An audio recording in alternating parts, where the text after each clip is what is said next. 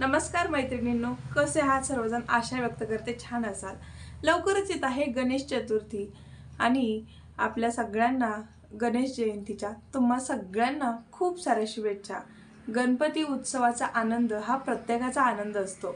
तर या गणपती उत्सवामध्ये आपण कुठले व्यवसाय करू शकतो, कुठले बिझनेस करू शकतो, या काही आयडियाज आहेत ते मी तुमच्यासोबत शेअर करणार आहे. सो व्हिडिओ कंटिन्यू बघा आणि खूप जास्त फायदेशीर ठरणार आहे. कारण की वर्किंग वुमन नाही आहोत, परंतु हाऊसवाईफ आहोत, पण वर्किंग वुमनपेक्षा सुद्धा जास्त काही काम असतं. पण घरातली कामं बघून 4 पैसे कमवायचे अशी प्रत्येकाची इच्छा असते. मग आपण अशा वेळी काय करू शकतो? जसे की सिजनेबल व्यवसाय. आता रक्षाबंधन झालं, त्याचसोबत आता गणपतीचे येते, त्यानंतर दसरा, दिवाळी याला आपण सिजनेबल व्यवसाय म्हणू शकतो.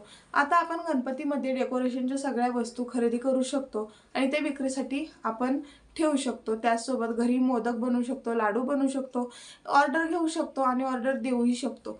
तर असे हे व्यवसाय असतात आणि यामधून आपण 100 रुपये जर का खर्च केले तर याच्या दुप्पट जरी नाही मिळालं, कमीत कमी पाऊणपट तरी मिळणार. कारण की कसं असतं, 100 रुपयेच आपण खरेदी किंवा आपलं जे काही आपण भांडवल गुंतवण्यामध्ये गेले, तर त्यासोबतच जे आपल्याला त्याच्या दुप्पटच आपल्याला जे प्रॉफिट आहे, आपलं मार्जिन आहे ते आपल्याला मिळणार आहे. पण याला कष्ट आहे, मेहनत आहे, ती घ्यायची आहे. बघा तुम्ही आता गणपती विषयी बोलूयात, कारण की आता गणपतीचाच व्यवसाय आहे.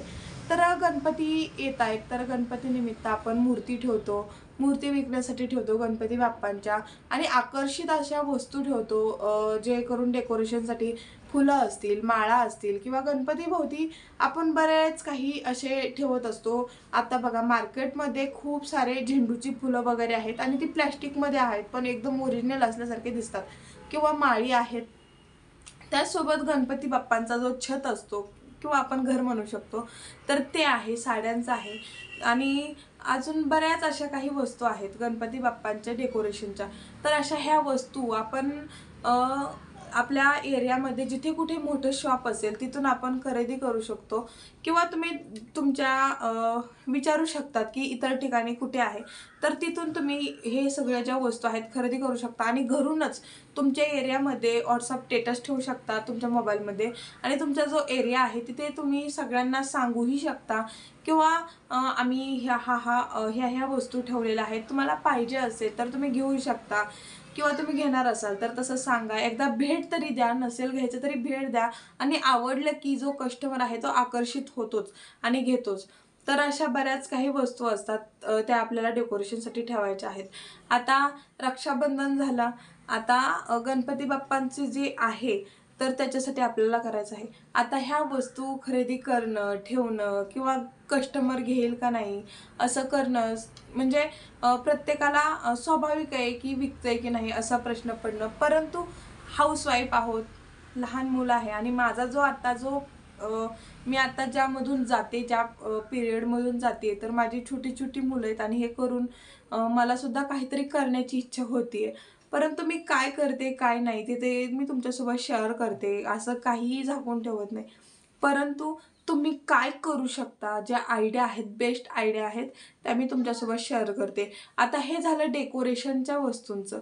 आता दुसरं जे आहे, गणपती बाप्पांना जे आवडतात, आता प्रत्येकाला शक्य नसतं की आपण मोदक बनवूयात किंवा आज वेगळा मोदक बनवलाय, उद्या दुसरा वेगळं काहीतरी प्रसादासाठी लाडू बनवूयात किंवा अजून कुठल्या तरी वेगळ्या प्रकाराचं. आता मोदक म्हटले की खूप सारे त्यामध्ये प्रकार आहेत. माव्याचे असतात, उकडीचे असतात, कणकेचे असतात किंवा तांदळाच्या पिठाचे असतात, गूळ खोबऱ्याचे असतात. बरेच असे म्हणजे मोदकामध्ये सुद्धा फरक आहेत. तर आपण याचा एक आपण काय म्हणतो, थंबनेल एक बॅनर बनवूयात. बॅनर बनवून त्याचा व्हॉट्सअप स्टेटस ठेवूयात की तुम्ही काय बनवू शकता. जर का तुम्ही बनवण्यात एकदम उत्सुक आहात तर तुम्ही हे जे स्वीट डिश आहेत, आता गौराई येतात, गौराईच्या सुद्धा खूप सारे आपण साड्या आहेत किंवा त्यांना सुद्धा आवडणारे जे ज्वेलरी वगैरे असते, कंबरपट्टा, ज्वेलरी किंवा आपण बरंच काय काय ठेवत असतो. जे शॉपमध्ये ठेवतात ते घरी ठेवायचं आहे आणि त्याचे तुम्हाला व्हॉट्सअप स्टेटस ठेवायचं आहे, इन्स्टाला रील्स टाकायचे आहेत, तुम्ही ऑनलाईनसुद्धा विकू शकता. असे हे प्रोडक्ट आहेत. त्याचसोबत हे जे फूड विषयी जे बोलते, तर तुम्ही हेही करू शकता. ऑर्डर मिळवणं आणि ती ऑर्डर लगेच पूर्ण करणं, म्हणजे तुमच्याकडे तेवढा वेळही असला पाहिजे. 2 ते 3 तासात तुम्ही जी ऑर्डर आली की लगेच तुम्ही दिलीही पाहिजे, तुमच्याकडे तेवढा वेळ असला पाहिजे, तुम्ही हेही करू शकता. तर अशी ही गणपती बाप्पामध्ये याला आपण जो सिजनेबल व्यवसाय म्हणतो, तर अशी ही आयडिया होती आणि ही तुम्ही आवश्यक करू शकता. किंवा तुम्हाला ह्यातलं काहीही नसेल जमत पण तुम्हाला पैसेच कमवायचे, तर तुम्ही एखादा कस्टमर म्हणजे तुम्ही फक्त फोनवर सुद्धा काम करू शकता. जसं की मला काहीतरी हवंय आणि म्हणजे जसं की मला गणपती बाप्पांचं डेकोरेशनच्या वस्तू हव्यात आणि मला कुणाकडून घ्यायचे ते कळत नाही, तर मी आहे ना मधी जो व्यक्ती आहे त्यांना विचारू शकते आणि तो मधल्यामध्ये प्रॉफिट घेतो, 50 रुपये तरी घेणार.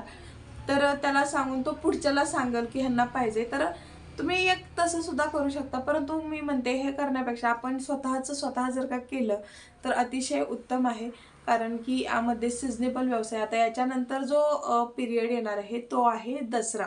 दसऱ्यामध्ये सुद्धा बऱ्याच आपण वस्तू खरेदी करू शकतो, विकू शकतो.